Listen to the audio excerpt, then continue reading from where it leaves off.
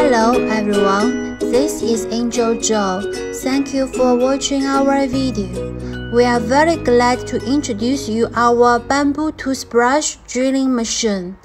It is for making small holes for the toothbrush head.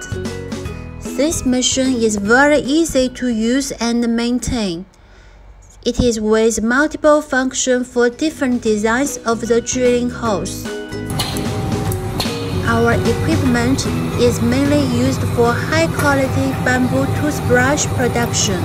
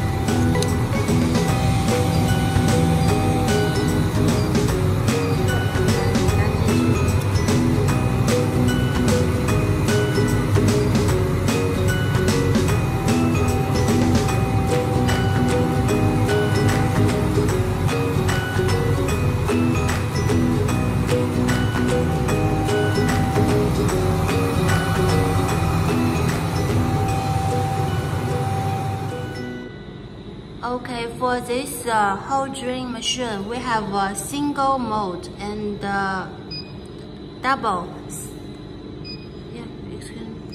So if we press become the single mode, means that we will drilling 2 pieces, and if we shift into double, means we will drilling 4 pieces at one time.